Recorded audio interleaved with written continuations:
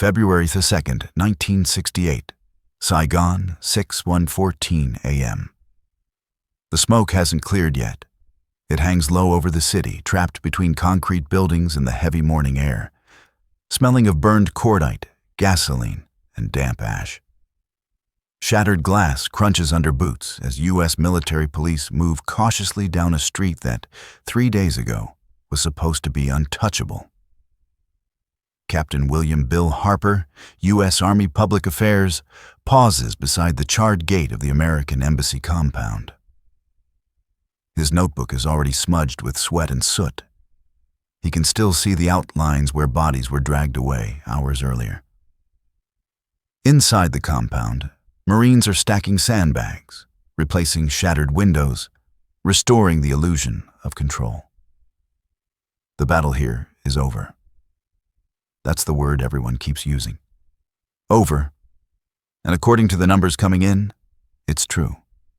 The Viet Cong attackers who breached the embassy grounds are all dead or captured.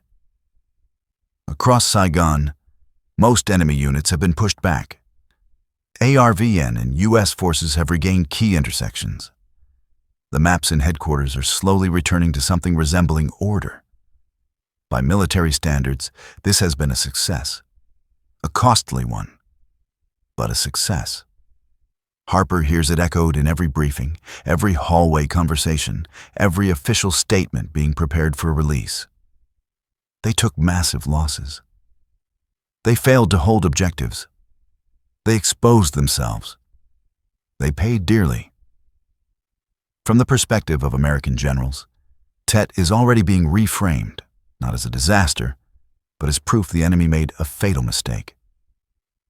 Inside Military Assistance Command, Vietnam, MACV, General William Westmoreland stands before a cluster of officers, posture rigid, voice steady. He points to casualty figures with a thin wooden pointer. Enemy losses, staggering. Viet Cong infrastructure, shattered. Main force units, devastated. Westmoreland does not deny the shock of the attacks, but he emphasizes their cost. They threw everything they had, he says, and they broke themselves against us. To Westmoreland, Tet looks like the enemy's last gamble, a desperate attempt to reverse momentum that has been slipping away for months. And on paper, he's not wrong. Across South Vietnam, Viet Cong units have suffered losses they cannot easily replace. In many areas, their local infrastructure is effectively destroyed. U.S. firepower has once again proven overwhelming once fully engaged. From a strictly operational standpoint, Tet is a victory. But wars are not fought on paper. They are fought in images. And those images are already moving faster than any after-action report ever could. By mid-morning, camera crews are filming the embassy compound. Reporters stand where Viet Cong sappers died just days earlier, pointing at bullet scars in the walls that Americans were told were secure. The visual contradiction is impossible to soften. This was not supposed to happen. In New York, Chicago, Los Angeles, television screens flicker with scenes of gunfire in Saigon. Marines crouched behind rubble. Tracer rounds cutting across streets that look disturbingly familiar. American living rooms are watching a war they were told was nearly over. The disconnect lands like a punch. Back in Saigon, Harper watches correspondents hurry past him, filing stories with urgency he hasn't seen before. The tone has shifted overnight. Not triumph, not reassurance, shock, confusion, and something else. Quiet disbelief. How did they get in? A reporter asks. How long were they planning this? Why weren't we warned? Harper doesn't have answers. Neither does anyone else. At MACV, intelligence officers scramble to reconstruct timelines. They lay out attack sequences, compare reports, trace movement routes. What emerges is not chaos, but coordination. Too much coordination to dismiss. More than 100 cities attacked, nearly simultaneous, urban targets, military installations, provincial capitals. This wasn't a spontaneous uprising. This was choreography. And while generals focus on the enemy's losses, another metric begins to dominate conversations, one that doesn't fit neatly into charts or casualty tables. Visibility. The enemy didn't just attack. He attacked where cameras would be, in Saigon, in Huế, in cities Americans could recognize. For years, progress had been measured in villages most Americans couldn't pronounce. Now the fighting is unfolding in places they've seen on postcards and maps. The war has moved into focus. At the Pentagon, early briefings still strike a confident tone. The Joint Chiefs emphasize enemy casualties. They stress that no objectives were held long-term. They repeat a phrase that will soon begin to sound hollow. Militarily unsuccessful. But even as those words are spoken, doubt is already creeping in. Because victory, as defined by generals, is no longer the only definition that matters. Inside the White House, President Lyndon B. Johnson watches footage from Saigon late into the night. Advisors stand behind him, offering context, caveats, explanations. Johnson says very little. He keeps replaying the same scenes: the embassy, the gunfire, the smoke.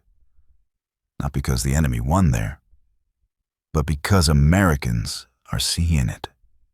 For the first time, the war is not being described to them. It is being shown, and the images do not match the narrative they have been given.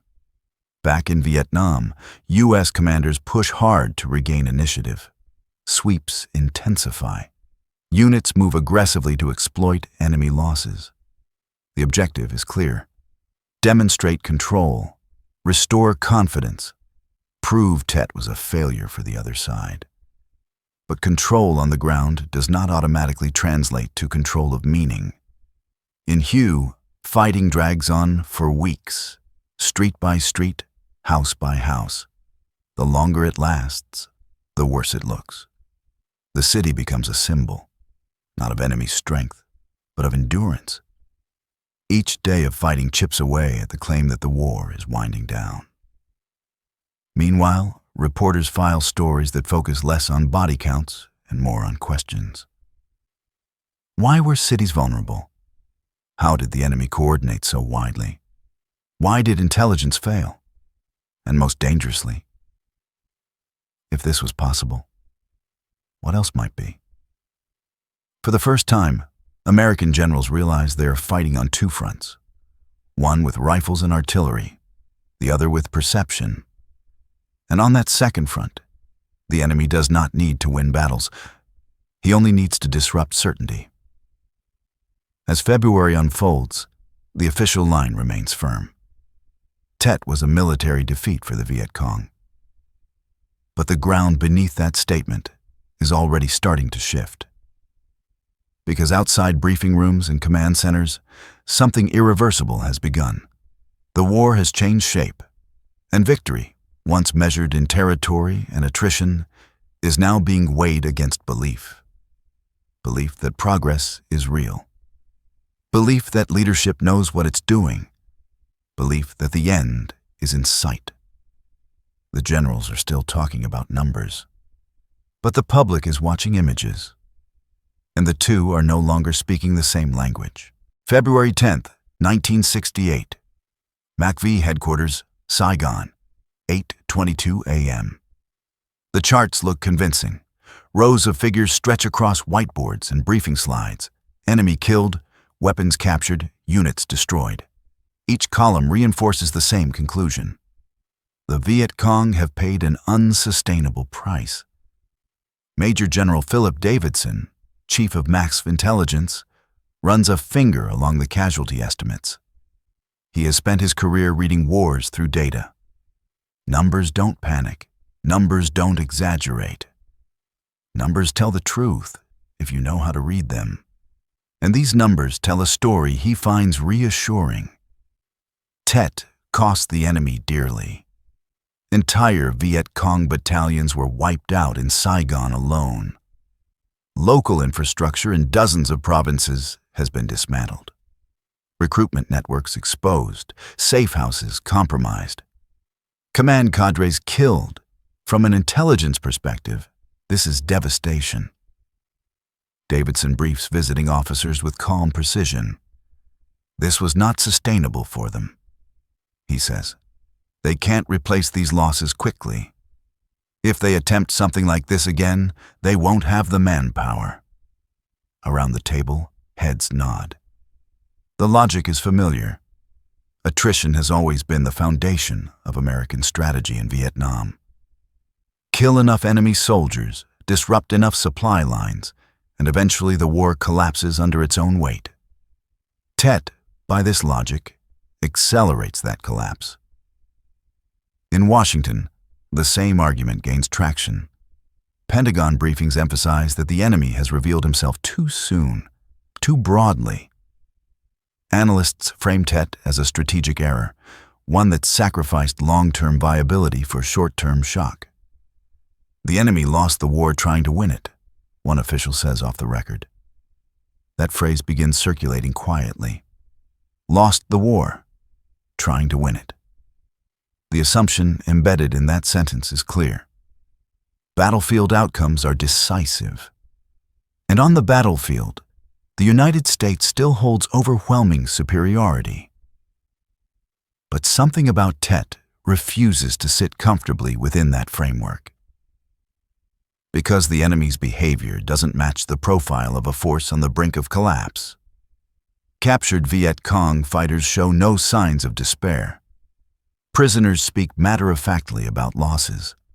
Some express surprise not that Tet failed militarily, but that Americans expected it to succeed in that way. Interrogators notice a pattern. When asked about objectives, prisoners rarely mention holding territory. They talk instead about showing something, being seen, being felt. Inside intelligence summaries, that distinction is noted, but not emphasized. It doesn't fit existing models. Meanwhile, media coverage accelerates.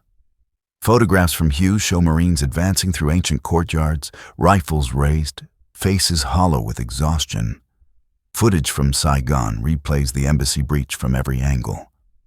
The enemy is dead in these images, but he has already achieved visibility.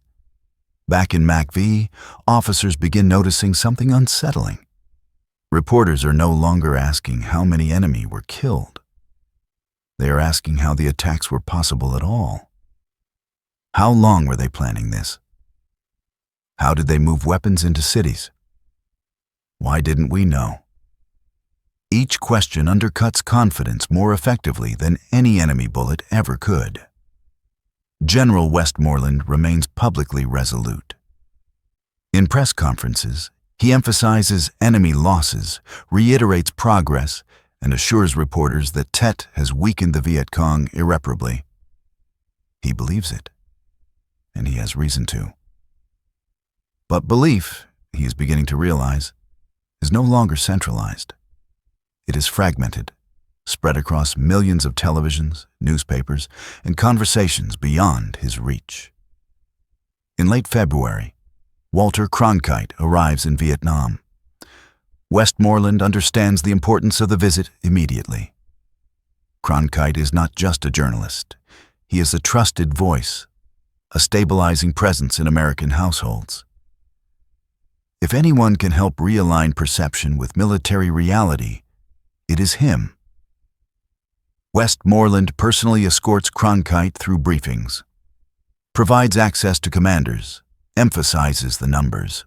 He lays out the attrition argument carefully, methodically. Cronkite listens. He asks thoughtful questions. He takes notes.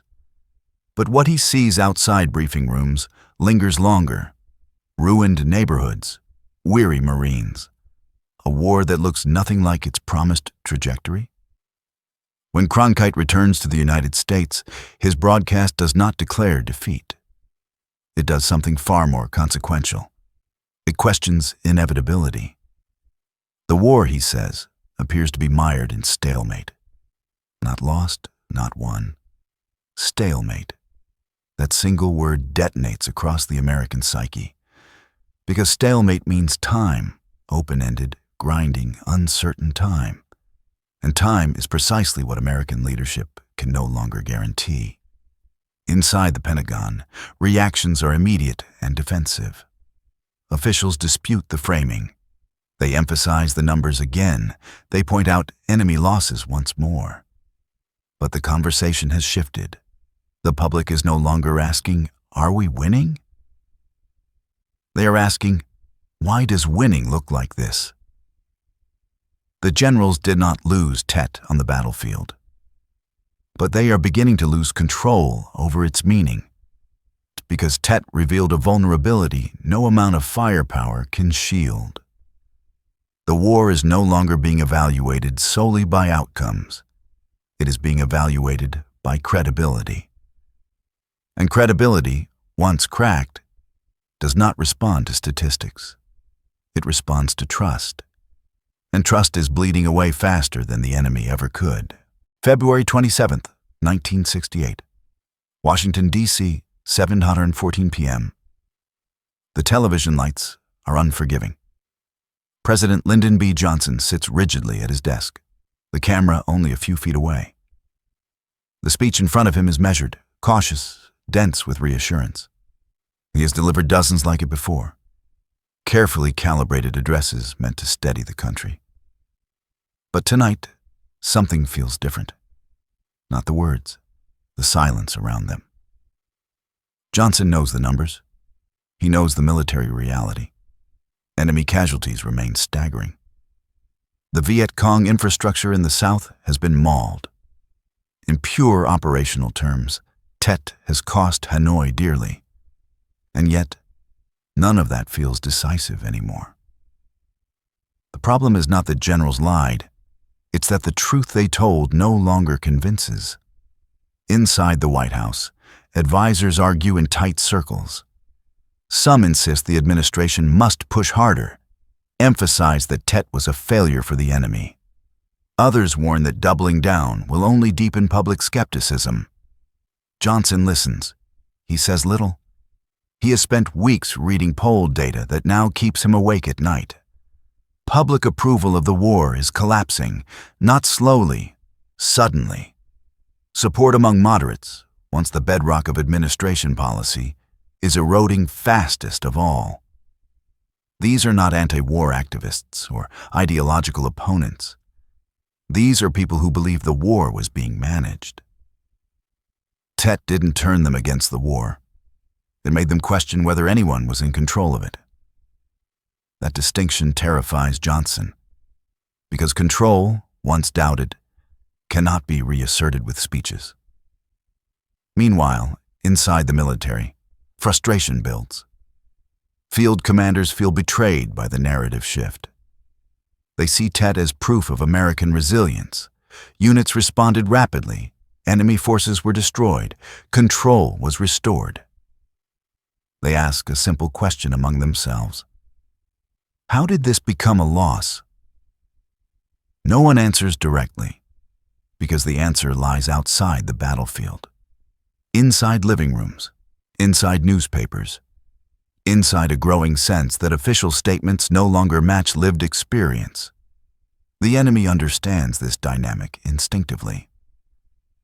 In Hanoi, leadership reviews the aftermath with grim clarity. The losses are severe. Entire Viet Cong formations in the South have been decimated. Years of work have been undone.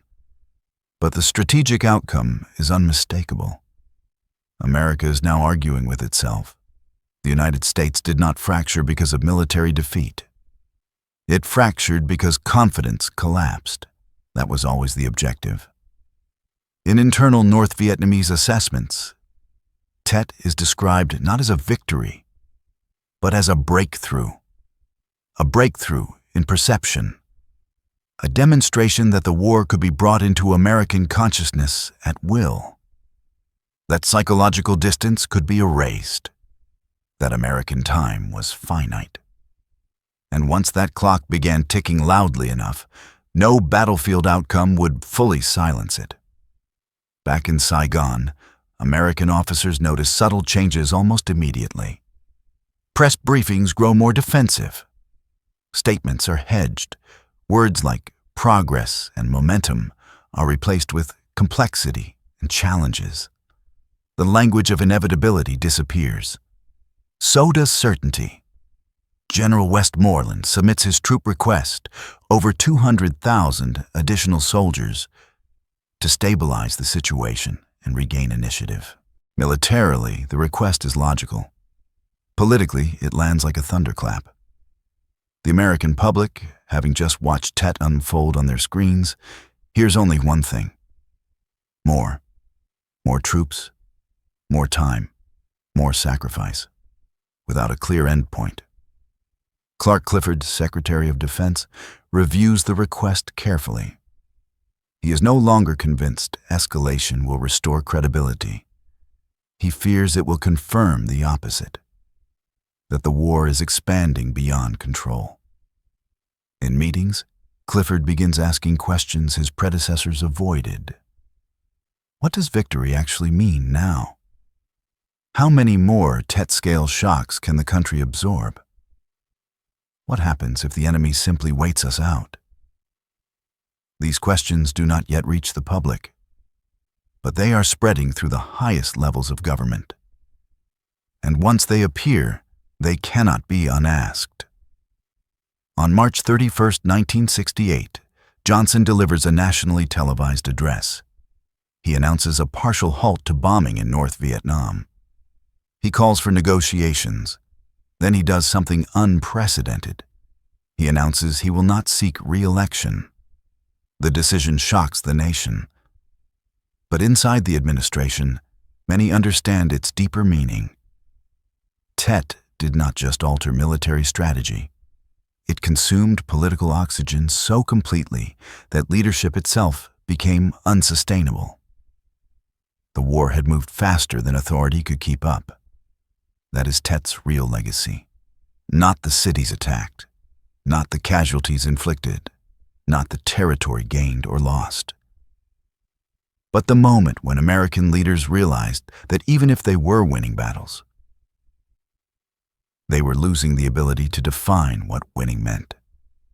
And once that definition slips away, no general can retrieve it.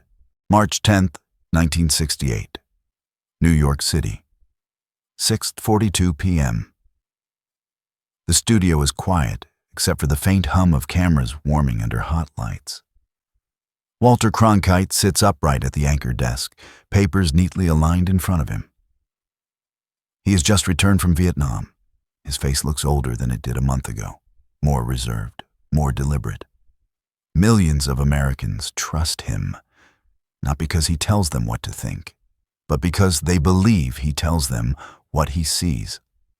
Cronkite begins calmly, methodically recounting what he witnessed in Saigon and Huế, the fighting, the destruction, the confusion, the courage of American troops, the resilience of the enemy.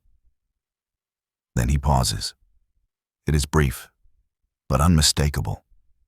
And when he resumes, his voice carries a weight that no government briefing ever has. To say that we are closer to victory today, he says, would be to believe, in the face of the evidence, the optimists who have been wrong in the past. The sentence lands like a detonation, not because Cronkite declares defeat, but because he refuses to declare victory. In the living rooms of America, something irreversible happens. For the first time, doubt feels legitimate. The war no longer belongs exclusively to generals and presidents. It now belongs to perception. Inside the Pentagon, reactions are immediate and tense. Some officers dismiss Cronkite's assessment as irresponsible. Others recognize the danger instantly. If he is uncertain, then the public will be too. And uncertainty spreads faster than fear. Military leaders still argue that Tet was a battlefield failure for the enemy. And by the metrics they were trained to trust, they are correct. Enemy casualties were catastrophic. Viet Cong networks in the South were gutted. But the battlefield no longer decides the argument. Television does. Footage of firefights inside cities once described as secure. Images of the U.S. Embassy under attack. Scenes of Marines crouched behind rubble and hue. These images contradict years of official reassurance. No chart can erase that. No statistic can talk louder than a picture. In Saigon, American public affairs officers scramble to regain narrative control.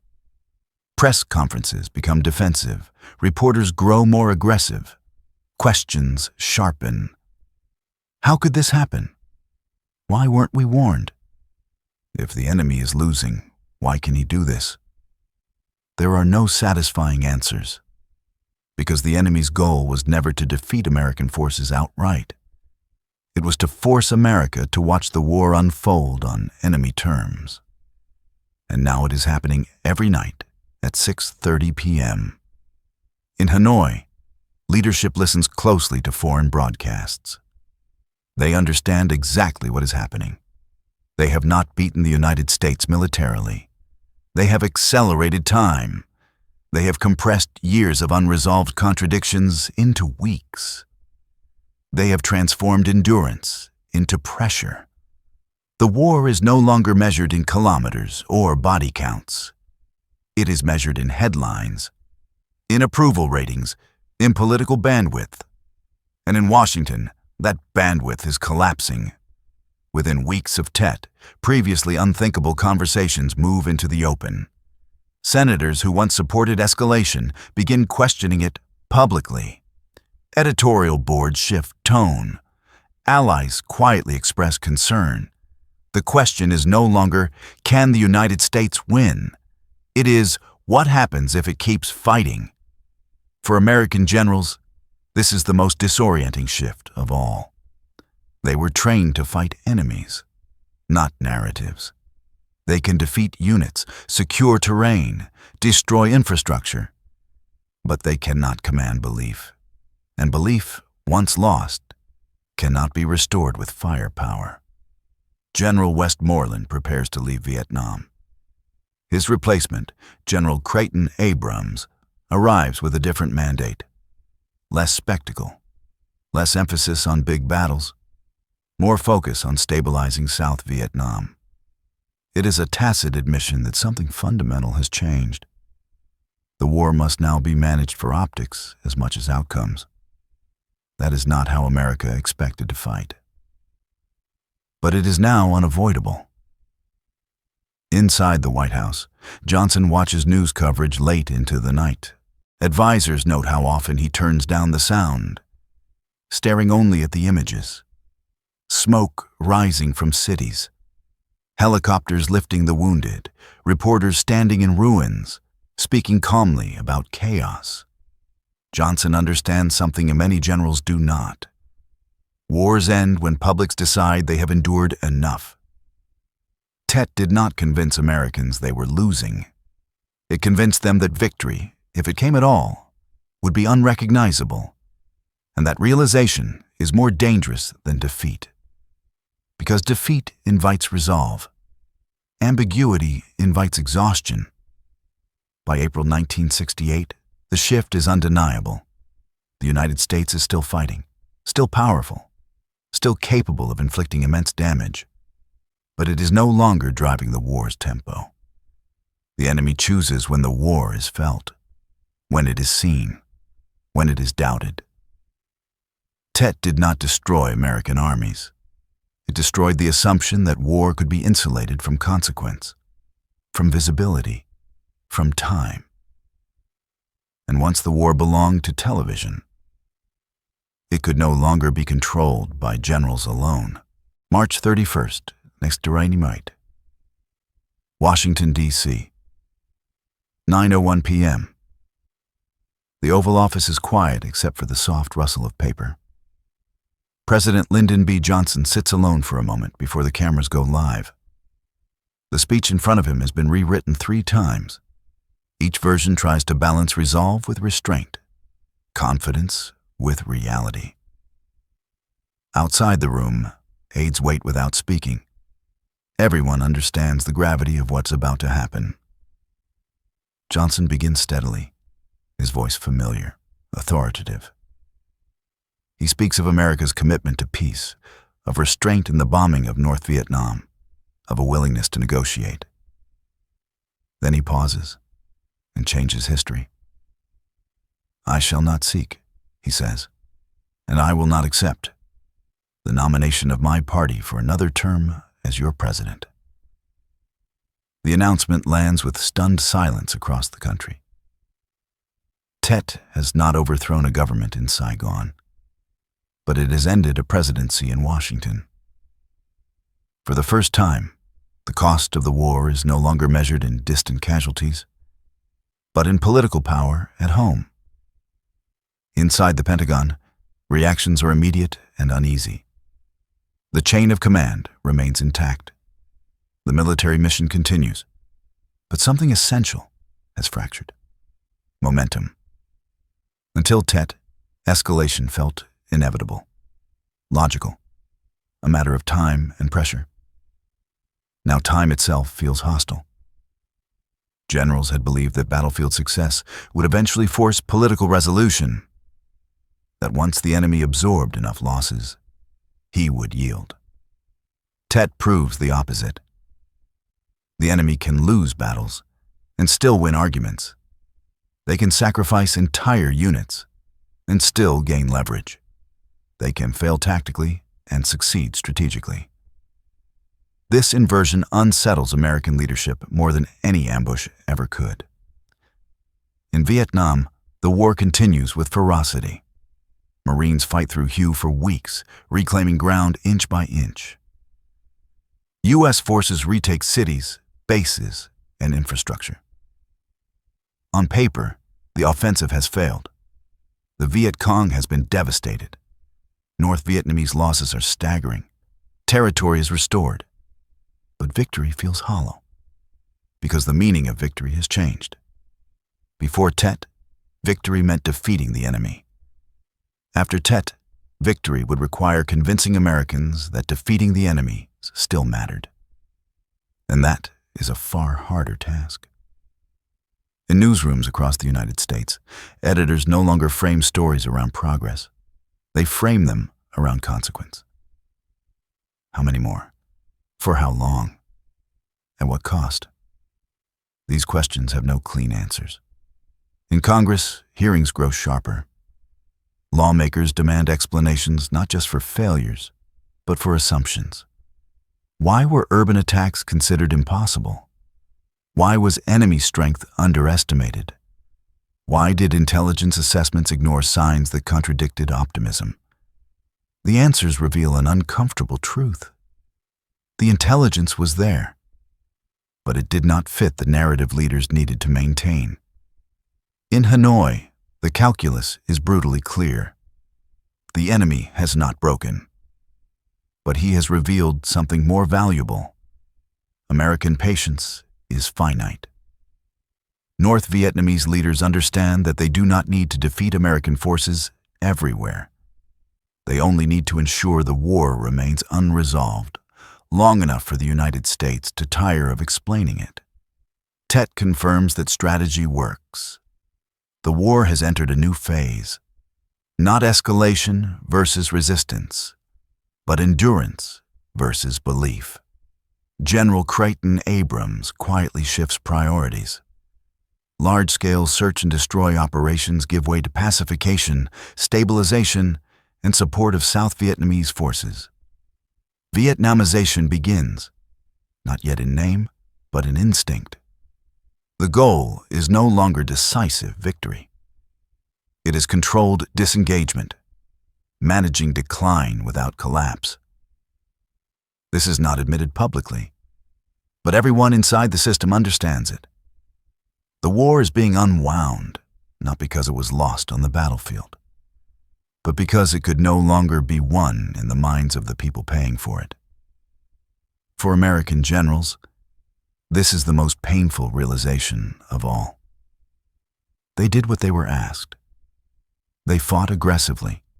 They adapted tactically. They inflicted immense damage. And still, the war slipped beyond their grasp. Because Tet proved that wars are not decided solely by those who fight them. They are decided by those who watch them, and those who grow tired of watching. In Saigon, soldiers still patrol streets scarred by fighting. Civilians rebuild shattered homes. Life resumes, uneasily, cautiously. But the sense of inevitability is gone. No one speaks confidently about timelines anymore. No one promises a turning point. The war drags on, but without momentum, and that is fatal. Years later, historians will debate whether Tet was a military defeat or a strategic masterstroke. They will argue over casualty ratios, objectives achieved, opportunities missed. But those arguments miss the central truth. Tet did not prove that America could not win. It proved that winning no longer meant what America thought it did. Victory without belief is meaningless. Power without persuasion is temporary. And speed, no matter how overwhelming, cannot outrun doubt once it takes hold. Tet did not end the Vietnam War, but it ended the illusion that the war could be concluded on American terms. From that moment forward, every decision, military or political, would be shaped not by confidence, but by the quiet understanding that time was no longer on America's side.